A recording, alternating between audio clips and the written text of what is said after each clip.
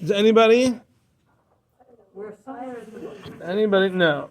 Somewhere in the book doesn't quite cut it. Sorry.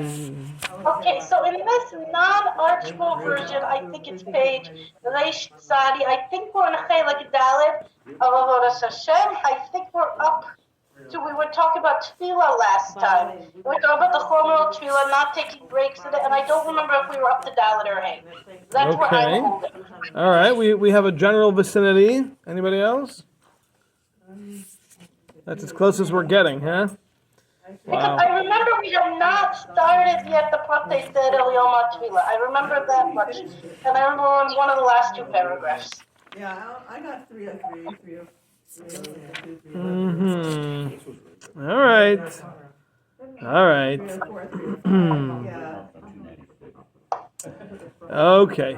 Okay. All right, we are up to Parak Hey Ois Dalid. Okay, chapter 5, letter or number 4. Top of the page, 304.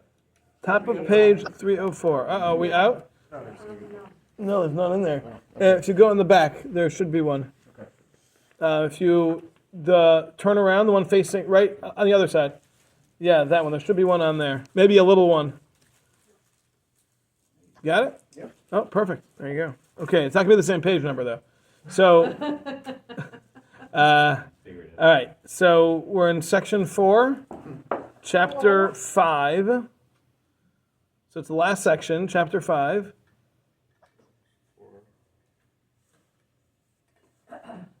Letter Dalet. Parak 5. Yep. Parak 5, and then in that we're up to Dalet. And by the way, on another note, Rabbi, if you ever want to do this near me, I can take the whole group to a Chalav Yisrael coffee shop. Oh, that's worth it. All right, folks, when are we going to Israel? Chalav Yisrael coffee shop, we're in. No, only if she makes her hummus. Okay, but you have to make hamantashen apparently, so I guess the deal's off. I've got 2 boxes in the freezer, fine. Freezer? No. Sorry. Buy them at the coffee shop. It's Derech Hashem. You buy them at the coffee shop. Okay. All right, here we go. Daled. You ready? Okay. Here we are. You got it? Oh, it is the same page? Same page. No way. Yeah. That's so weird. Okay, because those two aren't even related. Okay. All right, here we go. V'amnam. However, I guess before we start that, we should recap because it's not really going to fit. So, what we have been describing has been the power of tefillah, the concept of Shemona Esrei. And we learned last week that Shemona Esrei is a very, very unique opportunity in which a person can remove themselves completely from the realm that we are in right now and ascend into a different world. And in that other world, a person is able to be very close to Hashem in a way that you can't otherwise be.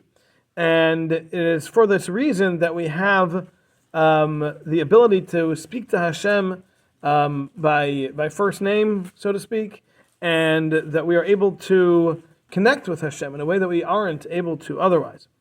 And that basically the world that we live in kind of precludes us from that possibility. Just being in such a physical, low world, we really shouldn't be able to connect with Hashem in that way. But Shemona Esrei is a unique opportunity. Shemona Esrei is designed that Hashem gave us this way to connect with Him intimately, which we could not do otherwise. And because of that, we have tremendous opportunity then. A lot of power is kind of given to us then because we are so close to Hashem, and we can throw all our problems upon Him, as the saying goes. Shalach al Hashem yahavcha, put all of your burdens onto Hashem, and have that conversation, and that's what Shemona Esrei is about. So you're having issues, Shemona Esrei, you're talking to Hashem, it's a one-on-one conversation. So because of this exalted state, and how different it is than the way we are the rest of our time, we have to walk into that, so we have our 3 steps forward that we say before we begin, and then we have to step out of that back into our regular life, which is the 3 steps back that we take at the end of Shemona Esrei, and then we have all of the laws pertaining to our conduct during Shemona Esrei. So the laws of that conduct are all there reflecting this unique state that we find ourselves in. Let me just give you some very simple examples. Number one, you can't talk. If you're in the middle of a conversation with Hashem, you can't talk to anybody else, right? Obviously, we would understand that if we were, having a one-on-one meeting with somebody very, very important, we wouldn't turn to our side and have a conversation with the person next to us, certainly. And if somebody walked in behind us, we wouldn't turn around to see who it was. We're in the middle of a conversation with, with the president, with the dignitary, whoever it is. Obviously, you're at a job interview, right? And somebody walks in, opens the door behind you, you don't turn around in the middle of the interview, right? you stay locked in, right? And that's what Shemona Esrei needs to be as well. For the same reason, during Shemona Esrei, we're actually not supposed to look up. A lot of times during davening, people feel very inspired and they look up. They look up to Hashem. During Shemona Esrei, you're not supposed to do that because Hashem's right in front of you. Looking up means that you're missing the point. You're not understanding what's going on here. You're supposed to be looking down because you're submissive. So you look down, Hashem's standing in front of you. You don't even look directly at him, of course. Right? So all the laws that pertain to Shemona Esrei are all because of the state that we find ourselves in during this very, very unique time. Okay. All right, so that's what we covered last week. Good?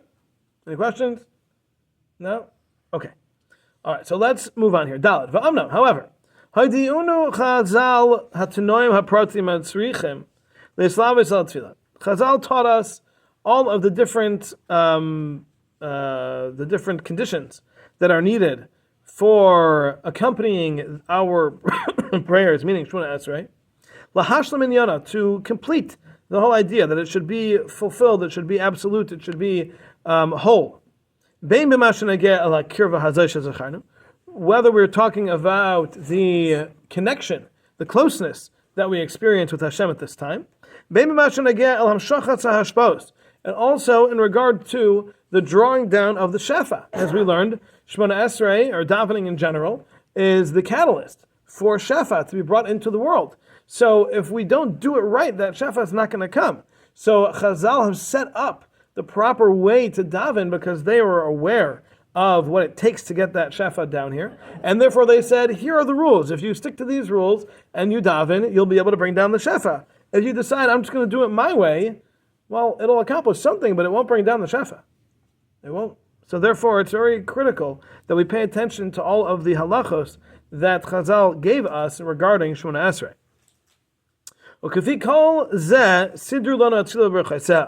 And based on all that information, everything that Shemona Esrei, everything that happens during Shemona Esrei, that experience, as well as all of the shefa, the ability to bring it down here into this world, all of those things were incorporated into the halachos of Shemona Esrei, as well as to the makeup of Shemona Esrei. The words that are chosen, the order in which they are said, the order of the brachos, one following the other, all of those things are by design. And Chazal etched out for us all of the different laws, rules, and regulations for Shemona Esrei with all the words, because we have to make sure that we do it right. Now, many people are familiar that there are different nuschas, different wordings, different texts that are customary for different people in Shemona Esrei even. You have Nusach Ashkenaz, and you have Nusach Sfard, and then you have the Sfardi, and then you have the Chabad, and you have Nusach Ari. There's plenty, and I'm sure within the Sfardi world there's multiples as well. So the idea is that the people who wrote these different versions were aware of all these different things, and they wrote it based on their understanding. So it's very, very important that you stick to yours. You stick to the one that you know, you stick to the one that you're comfortable with, you're familiar with, and hopefully that is your family tradition as well, and stick with it. Because you start switching off back and forth, you don't realize what could be affected. For example, I would assume every bracha, but certainly some brachos, have a significance to the number of words in that bracha, and that number represents something. So if you add a word, you miss a word or something, then you're going to lose that value. You're going to lose that power that it would have had you stuck to the script. So it's important to make sure that as you daven, you stick to whichever script you're going to stick with, stick to it, because each one has its own unique values, and they should not be deviated from. Okay? I was going going to say, it's difficult sometimes when you have to go to different minyanim, different places, and like let's say you're in Avelis and you have to daven for the Amud. So if I go to, let's say, a Chabad in Jacksonville, they're expecting me to say V'korei Mashiach and the Kaddish and all those things. Yeah. So, how do you navigate that? You daven slowly. And by the time they realize that you're a slow davener, it'll be too late because you're already done. They can't take it away from you in the middle. So, no, you got it. You have to go slow. That's the only way.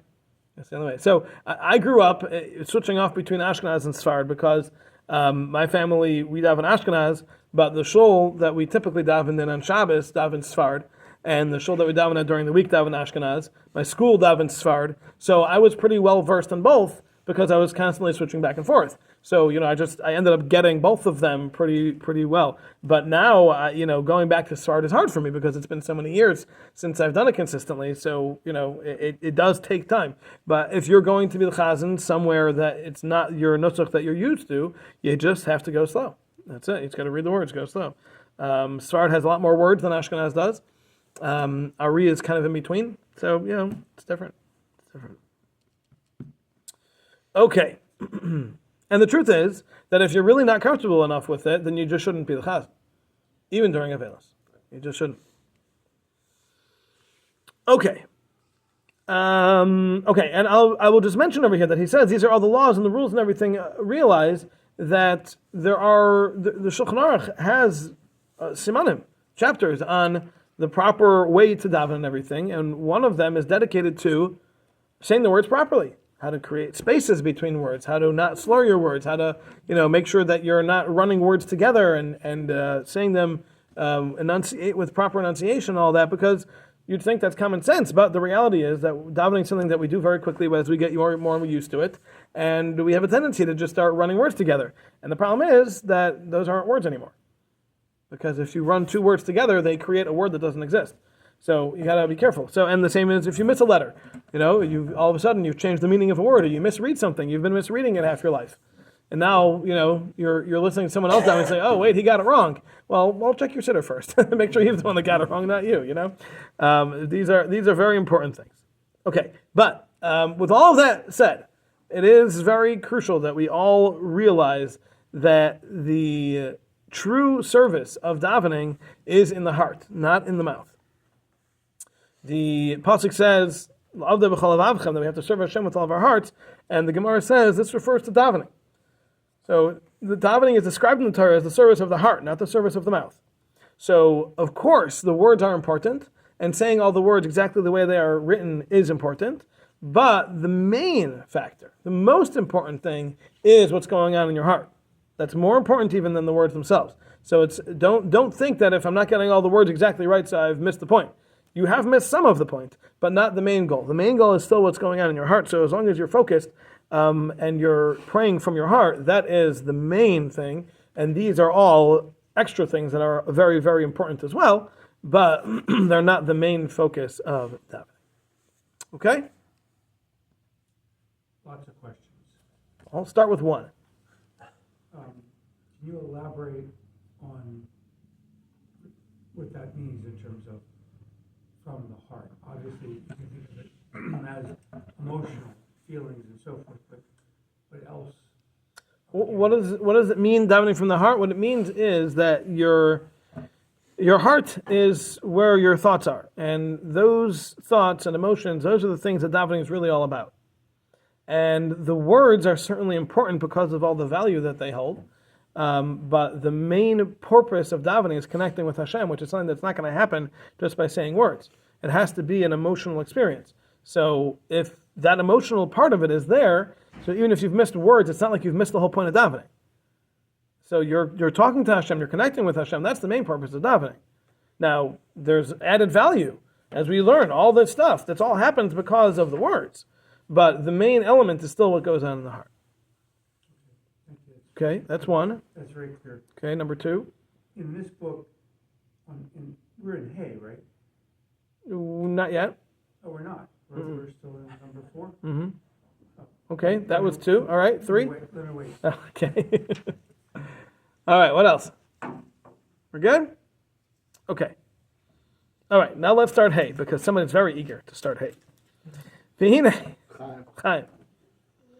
Kol zeh shebe'arnu, all of this that we have explained, ad hena, until now, v'kriya Shema b'tefillah, with regards to Shema and Shemona Esrei, hu lefi inyan ha-mitzvahs ha'eleh k'fi ma shehem. This is based on the mitzvahs that we've said and what they are. Meaning, referring to Shemona Esrei and Shema, this is the essential concept of what we've been describing for Shema and Shemona Esrei. Amnam, however, those who compiled and arranged the davening added another element, and that is Haseder haroy lahashlim gam ba'adavodas hakarbonos hachaser mena ata. They also added the replacement for the missing service of the karbanos, the offerings that were brought in the Beis Hamikdash that we do not have anymore. And this is what is necessary from the davening for every day on its day, based on the system of the days, as we've learned, that each day has its own mission, its own things it needs to accomplish, and every single day needs to be given its ability to do that, and that comes through the karbanos. And that's been missing since the Beis Hamikdash was destroyed, and therefore Chazal created I wouldn't call it a replica, but it's a replacement for that service within the davening itself. And all of that will be explained in the coming chapter that we will embark upon with Hashem's help. Okay? So, one more element here that he's saying, and that is that the verse states in the Shalom Parmas of Asenu that our lips will replace the service of the animals, meaning that the offerings that were brought in the Beis Hamikdash are no longer possibilities for us, and yet our prophets tell us that we can accomplish what they accomplished with our mouths, meaning to say that the words of davening are able to accomplish that which the karbanos accomplished back in the day. So Ramchal is saying, in addition to all the things we've talked about until now, there is another element, an added aspect of davening, which is taking the place of the karbanos. And that will be explained in the coming chapter. So, by the time we've got it all finished here, we've come up with a number of different aspects to davening. Number one, there is the mitzvah itself, Shema and Shemona Esrei, each has its own. And then we say there is the value of the prayer that comes from the heart, that is l'avda b'chol avavchem, that's another aspect. And then we have the aspect of what Shema and Shemona Esrei each accomplish as far as bringing the world up from its lowly state. And then we have the idea of bringing the Shafat down into this world through Shemona Esrei. And then finally, after all of that, we also have the idea of accomplishing that which the Karbanos were able to accomplish by giving each day its ability to do what it needs to do. That happens through the Karbanos, and today that happens through our davening. Okay? So if someone asks you what davening is all about, tell them it's a long answer. Okay, that's it. Yes? Is there a significance of, it sounds like there's some like movement going on, meaning there's up and then there's down and then there's, this, is it just anthropomorphisms or is it actual, bring Shephet down and we're raising the lowly world up and then we're, all this. I'm not understanding the question. So far, I've agreed with everything you've said. I don't hear the question yet, though. I mean, we're talking about movement. Yes? But is there significance to that, to the movement, to the up and the down and the... Well, yeah. The big picture that he has described has been that everything that exists in the world starts from Hashem himself and then filters down through all the different kachas and everything up through all the spiritual realms and eventually comes down here into this world.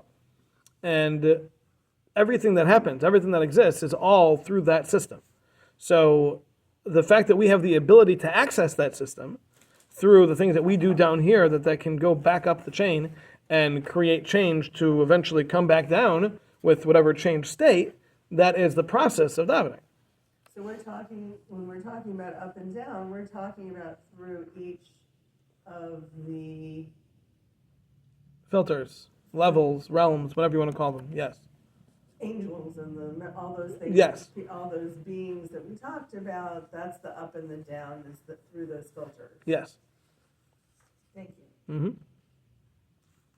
Yes. If the replacement for the korbanos, what is the purpose of the other, like 10 or 12 pages in the Siddur after the first Shema? It all talks about the offerings. Why is that in there? If we're going to come to the Shemona Esrei, and that's Okay, so he hasn't said which part of the davening corresponds to the korbanos. So let's wait till he describes how it all works, how the setup of davening does correspond to the korbanos, and then you can revisit your question if you still have it. Okay? Okay. All right, anything else? Good? Okay, so let's start chapter 6. Here we go.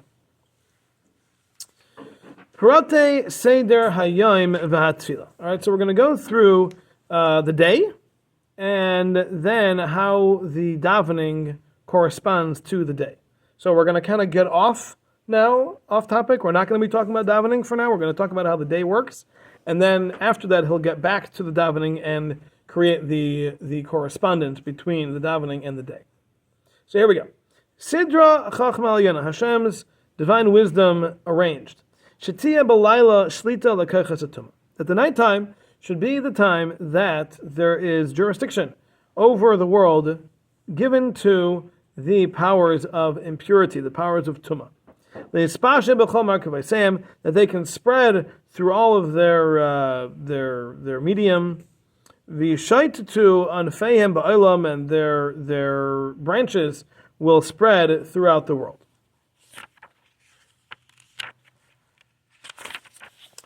V'kivna, and the intention with this is that people will go home, will gather into their houses, and they will lay on their beds, yeshenim v'nachim, sleeping and resting on the biker until morning. Notice two things: sleeping and resting. She'az nital heispashtus hashlita. Why is Dr. Craig the only one smiling? She'az nital heispashtus v'hashlita min hakayches ahem mikol anfeim. Because at that point, once the morning comes, then the jurisdiction and the spread of the powers of Tumah and all of their branches will be removed. V'yatzur b'nei Adam, and then people will return to the world of the wake. V'yetzu la'avaydasam adei arv, and they'll go out to work until nighttime returns. So this is a cycle. This is a system. Huma shebeir David HaMelech al Hashem. This is what David HaMelech explained to us as we read this yesterday. V'tashetz choshech v'hilayla. The night will come, or the darkness will come, and it will be night. Tizrach hashemesh, and then the sun will rise. Yetzi adam l'faylai, and then man will go out to do work. V'chulu, and that whole section of the Baruchi Nafshi that we say on Rosh Chodesh, as we did yesterday. So what he's saying is that the world is designed to have a balance between good and evil. Both have an opportunity to exist in the world, and that is how bad things happen and how good things happen, because each of them is able to exist in this world, and each has its primary time that it manifests. So nighttime, the darkness, is the primary time given to the forces of Tumah. And Hashem specifically designed the world in a way that people, for the most part, not everybody, but for the most part, people are going to bed then. They're at home. They're not exposed to these powers. They're not around them. They're not out on the streets where these powers are more manifest. And this way they're protected. They're not as in touch with the powers of Tumah that are around. And then when they wake up, it's already morning. And in the morning, those powers are removed. And the world, for the most part, runs on the powers of goodness at that point. So that's the general system. So for anybody working a night shift, not recommended. I'm kidding. If you need to, you need to, obviously. But this is the general system of the world. And back in the day, nobody ran night shift. The only people who ran night shift were the bandits, who'd go around sneaking and stealing and everything. No one else ran a night shift because it's not the time. It's not the time. Okay. So now, V'ulam, however, all of these concepts, b'chol gevulei v'shirem, with all their boundaries and their measurements, mishtarshim b'sharshe yesedet hanhaga. These are all rooted back in the system of Hashem's running the world, kafi havchanais hashpais, based on the setup of the different shefa that are sent down into the world, hanishpa'ais leberuim b'chol madrigasehem, that are going to influence and have their existence in relation to the created beings here on this world, each in their own way, on their own level, as we learned back in the first section. If you don't remember, check it out. Okay, so basically, this is not like that the powers of Tumah are simply given free rein. Hashem has designed that the world needs to have both the powers of Tumah and the powers of Tahara, the opposing factors, in order for the world to have its balance, in order for mankind to have proper free will. So all of that is going to be done by design. There is an exact amount of leeway that the power of Tumah is given, and there's an exact amount of time, and there's an exact amount of influence it's able to give, etc. All these things are all calculated. None of it's simply by chance. And all of that is part of the design of Hashem. So when it comes down into the world, it's not like darkness is the time that Hashem is not running the world. It's not at all how this works. This is part of Hashem's running of the world, and that is very important for us to remember. Okay? We got this? All right. Okay. Let's see.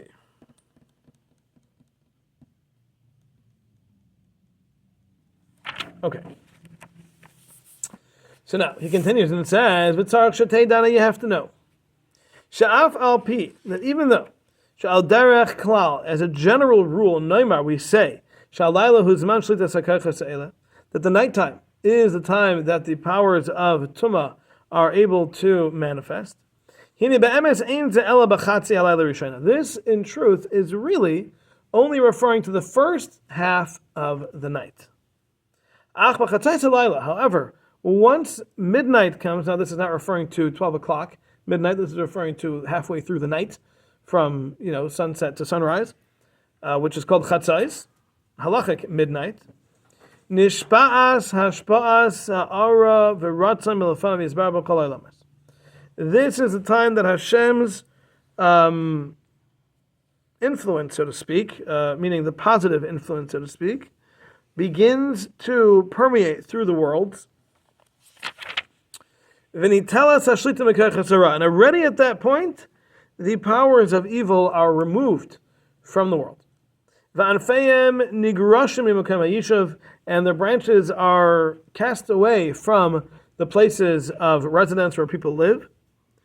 And the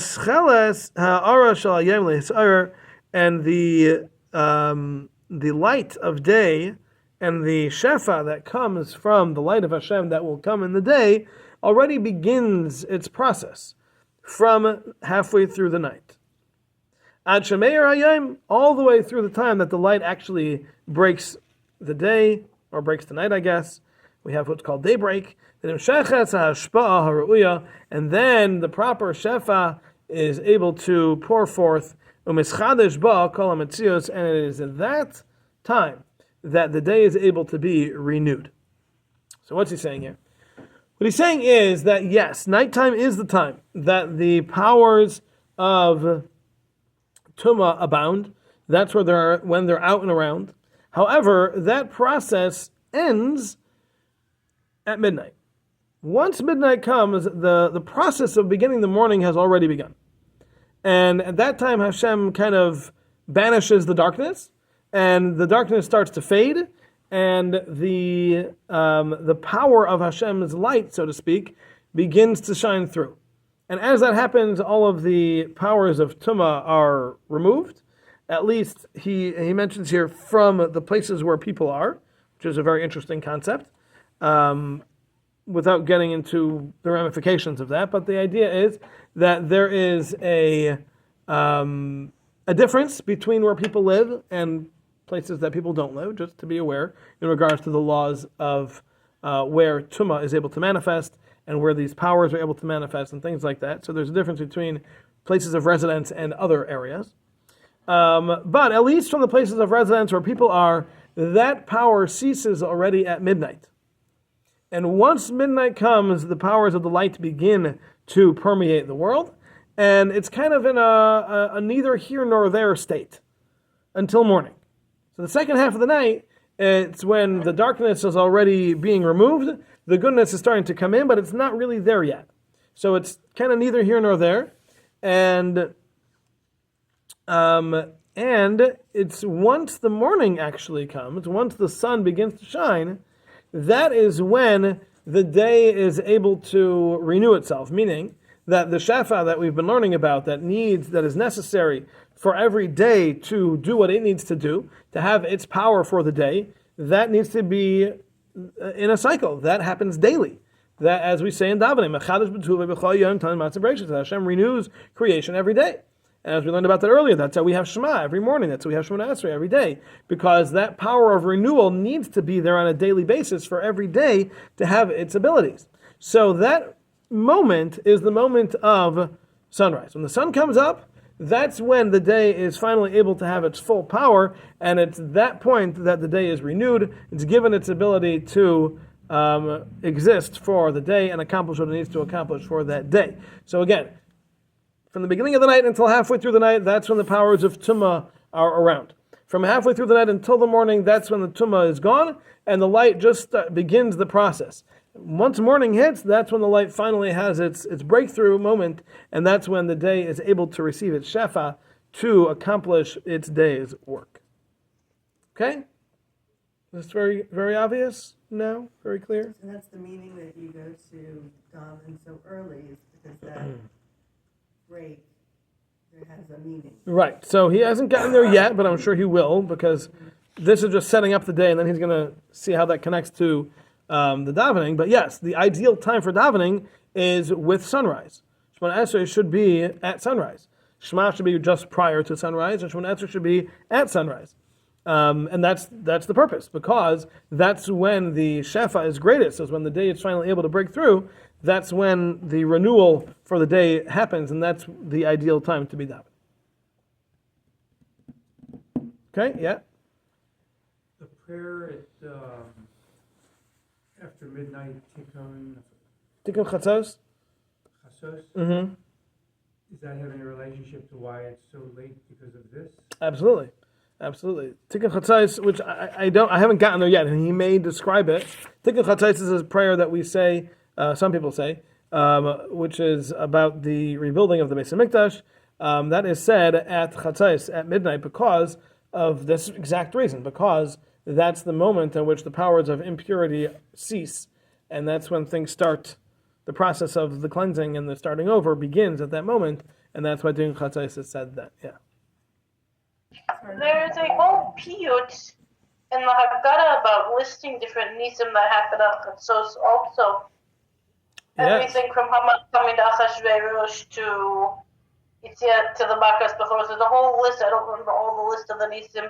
Sancheiriv's army, Chule also. Mm-hmm. The same idea. Yes, that is correct. So what Gula is pointing out is that at the very, very end of the Seder, for those of us who are still somewhat conscious, there is some sing it, some say it, but there is a song of sorts that describes, it's called Vahiba Chatzi Alayla, and it was at midnight, because that's when Makas Bechoros was, the death of the firstborn, and that was one of many, many instances in which something miraculous happened at midnight, and that's the idea. That's all part of the same process, and we'd go through a whole list of them, all the ones that are found in Tanakh, all the things that happened at Chatzos, are all listed in that song, and which is why we say it at the Seder night. At that point, it's probably past midnight for most of us, but at least we're bringing that idea that you're right. That's when the powers of Tumah lose their ability, and that's when Hashem kind of begins shining His light back into the world. I was just worried that there's not all that much time between Chatzos and sunrise. You have half a night. What do you mean? You wake up at what time to daven early? And if you're also up at Chatzos, that doesn't leave you so much sleeping time. Who needs sleep? That's what afternoon's for. Ridiculous. Sleep. What a waste. No, the Gemara says that David HaMelech would sleep from the beginning of the night until Chatzos. At Chatzos, he would wake up and start singing Tehillim and songs and things to Hashem, and then he would daven at night. Yeah, the second half of the night is time to use, not time to waste. Wasteful sleep. Yeah, but he slept from 6 to 12? I mean, he slept a lot less than you and I assure you that. But he slept from the beginning of the night until Chatzos, which, depending on the summer or winter, would be a couple of hours. So interesting, because that's just not when most people sleep now. Now we don't, because now we have the light bulb. The light bulb is what ruined everything. It ruined the whole system. I forgot who it was. I think it was Chaim Eiser, I don't remember. One of the Gedalim said that the Yetzer Hara was losing until the light bulb was created. The light bulb ruined everything. Because back in the day, what would happen? People would go to work, they'd work the whole day, and then what? There's nothing to do. So a lot of people would go to shul, and they'd learn, and they'd daven, because the shul had fires going, the shul had torches, and that's where everybody gathered, and they'd spend hours learning, and then they'd go home and go to sleep. But once the light bulb came around, all of a sudden, there's a nightlife, everyone's doing all sorts of other things. And yeah, everything got messed up from that. It did. Everything did. And we don't look at it as a bad thing, because certainly we view light bulbs as a good thing, but the reality is that it changed the focus of mankind, of the world. The world that we live in is totally changed now because of light, because of electric light. Yeah, it's changed everything. I heard a story about Rav Chaim Kanievsky this past week. That they said from Rosh Chodesh Adar he would get up even earlier because Mishanach Das Adar Malbim B'Simcha, and what's more Simcha than Torah? Nice. Very good. All right. I recommend everybody try it. Okay. All right. Very good. Okay. All right. We will stop here, and we will continue with some next week. All right, Rabbi, just a logistics thing to